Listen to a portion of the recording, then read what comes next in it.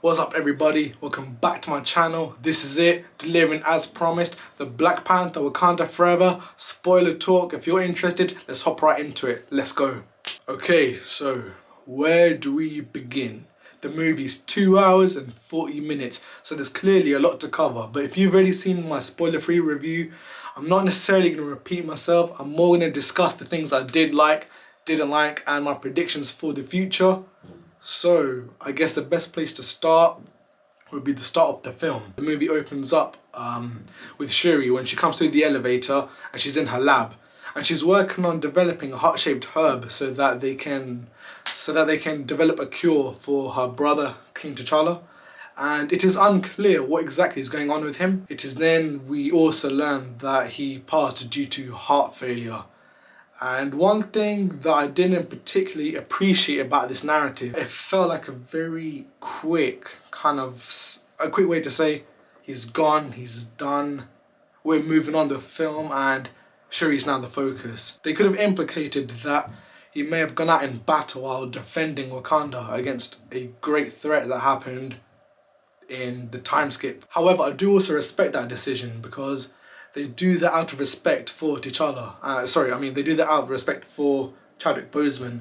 They didn't play on his death. Personally, I would have preferred if they kind of reached a balance in between both. So they respected the actor and they kind of weave that into the story a little bit more. But I do respect it. So that's just my take on it. Following that, the film makes a very bold move by introducing the concept that vibranium can actually exist outside of Wakanda. The Americans have like a kind of station or an outpost where they are looking for vibranium, obviously. And this is interesting now because this is when they actually introduce nameless people. With the introduction of this vibranium detector in the ocean, it feels like their way of life, their city, is finally going to be exposed and they will be endangered, so they need to like defend themselves. And this ties into Namor's origin, so you can understand why Namor has this resentment for the surface world. But that's what makes him a good villain, because you understand where he's coming from. He demands war, he wants to attack the surface world before they attack him, and essentially what he's after is an American scientist, and this scientist developed the vibranium detector that they put in the ocean. And that scientist, of course, as you know, is Riri Williams. What is there to say about Ironheart? She kind of felt to some extent like an Iron Man wannabe. You see a very similar scene to which Iron Man has in his first film, where he flies too high and runs out of oxygen and his suit starts falling. Little references. It was well played out. She brought a lot to it, especially humour. Remember when they went in her dorm and they have that chat, and then Riri was like, okay, this ain't cool. I don't want to go Wakanda, so I'm gonna sneak out. I'm gonna sneak out the bathroom window. So she goes into the bathroom, and then she's like, oh my god, what is she doing here? And then she sees Okoye, and Okoye's like got this mad spear. She was just like in the bathroom, some scary, tall, like strong woman, and then like they have an argument, and then she's like, I'll give you two choices. You can come to Wakanda conscious or unconscious. And I was just laughing, but do you know what made that funnier? When Riri was like, you need to be conscious of the way you look, walking around with that ash on your head. That, I was dead. My friends were dead. The audience, everyone was laughing. That was brilliantly handled. The humour on this film, on point. Two particular actresses in this film deserve Oscar nominations. Now that's not to say that everyone in this film wasn't exceptionally hardworking, but two gave a really like powerful scene. The one with Queen Ramonda and General Okoye when they're in the throne room. That scene felt like not even a face-off, an Oscar off. It was intense, it was emotional. You can't help but sympathise with Okoye because she's given everything and has been loyal and dedicated, and being stripped of her rank was very heart-wrenching. And you feel that, you feel the character's pain, seeing a character you care about succumb to, like, become victimized for a situation that was out of her control. And that's why you understand, like, the pain she goes through in that scene when it feels like a personal attack and interrogation. But then Queen Ramonda, you understand her anger at this point in time. I'm not saying she's rightfully angry, because personally, I think she's actually been quite unfair. But the fact that I had this reaction shows that the actress Angela Bassett was able to invoke emotion in the audience. Now, Queen Ramonda had a lot of these kind of powerful scenes. Even when she was like in the United Nations and it was her time to speak, and the way she spoke and essentially like called out everyone, G-checked everybody, said that, "I hear what you whisper. The protector is dead."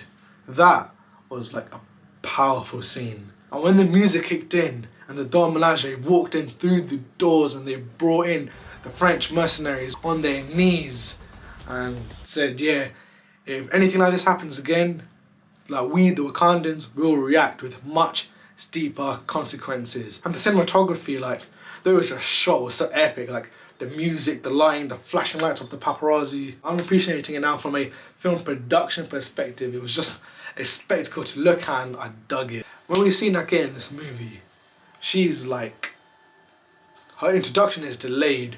I think it's like half an hour, 40 minutes into this film before we first see her. You kind of see like, yeah, she's in a different location now. She's kind of doing her own thing. Because it acts on the first film when she goes like, yeah, I can't stay here, my calling is out there, I gotta help people and I see them in need. Nakia in this film, brilliant. She's sent on like that mission to retrieve Shuri, where she shoots like a Talakani, which then gets Namor fired up like, yeah, you know what?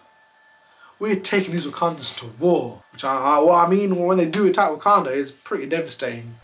They do like blow up some buildings, they do like flood the like city, they do like drown babies and stuff. Well, I mean, you don't really see a baby drown, but you know what I mean. Like if they're gonna show other people drowning, yeah, and there's babies in that city, they ain't gonna swim out of that, I can tell you that now. Now, Queen Ramonda's death. Bold move, didn't see that coming. The way they handled it with Namor, my guy flies off, fooling everyone. My guy comes turning around with water grenades and bam, Riri, Ramonda, down they go, drowning. Queen Ramonda, being the strong leader she is, saves Riri, consequently gives up her own life. Like a true leader, we're not looking strong, so I respect that. So Shuri in this film is like quite conflicted. When her mother tells her that T'Challa is still with them, she rejects that. She says like, that's just a figment of your imagination, it's a construct in your mind to help you cope with grief. But then she does kind of appreciate the value and the power of the heart-shaped herb. It's mainly after she fails that she kind of disregards it and only just cares about the sciences and says, nope, death is the end. And that's why I like the fact that when she entered the plane, they made that different this time. They chose to place it in the throne room because that place holds a significance to her. Now this is where we got the cameo. That's it. Michael B. Jordan returning as Killmonger. Because if she doesn't believe in the plane, she ain't gonna see like no god of the Black Panthers, or she ain't gonna see her mum. He made a very convincing case saying that, nah, your dad was a coward and your brother was too noble to do anything useful. But you're more like me. You want to get stuff done. Like she does go to war with the Talakanis. She doesn't necessarily start the war, but she's definitely willing to butt heads with them without calling it off. He was the first Panther with true reason to actually help the outside world. So he kind of earned his spot despite being a villain. Now one of the things I didn't quite like about this movie is the fact that there were too many story threads. It's like the French, the Americans, and basically everybody wanted like vibranium. They want to take it back to their country and do mad stuff with it. They want a bit of some space and metal rock. And everyone has an ulterior motive. But the reason why that's a problem is because they just dropped that narrative dead. They just start picking a bone with Agent Ross and saying like, why are you a double agent? Why are you like providing them intel? They're like, you know what? He's a traitor. We're gonna get rid of him. If they wanted it so badly, what happened to that ambition? They just forget about him because someone's a double agent? That I didn't dig. Okay, so in my spoiler-free review, I like proper bigged up this moment. Instead of Shuri actually finally like becoming queen, she chooses to avoid the coronation process. And this is now where our main man, M'Baku, like descends from the ship. And he's like, the princess will not be joining us today. It's quite bait where they're going with this. They're setting up for M'Baku to be the next king of Wakanda, while Shuri remains the Black Panther and does her own thing. And I mean, I dig it. I wanted him to be king for like time. Oh yeah, before I forget, we need to talk about the post-credit scene. King T'Challa and Nakia were wedded in secret or something like that. But the emphasis is the fact that they have a child together. And this child's name is T'Challa, son of King T'Challa. So I think that's an amazing thing that they've done, because now someday we will still get that King T'Challa Black Panther, and we will still get another story around him someday. There's so much grief in this film, there's so much loss. It's so, like, the stakes are incredibly high and a lot happens. But then the way they kind of put a spin on that by giving us T'Challa the second. That was beautiful. So I loved this movie. I'm sure you did too. That's probably why you're checking out this spoiler review. Let me know your thoughts in the comments and whether you agree on my take on some of these things. If you've enjoyed this video, please smash the like button, hit the bell icon, hit subscribe, share this with your family and friends because it will help me grow. And of course, I've got a little surprise. I had to go to the bank today, and then I just see this like in a window display. I was like, you know what? I like it. I'm gonna buy it and I'm gonna wear it in this review. So without further delay, Black Panther, Wakanda Forever. We've got Shuri right here, the Black Panther, the boss herself, and this is the back. If you're interested in getting one, if you liked it, they are selling it at Primark.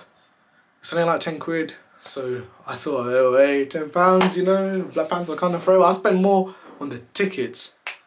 This movie was so good, I saw it 3 times. 9 hours just watching the same movie within the last month. Give them your money, give them your support, give them your love. This film does deserve it, and every person involved deserves it. And I just want to say to our King T'Challa, Chadwick Boseman, may you rest in peace. Wakanda Forever.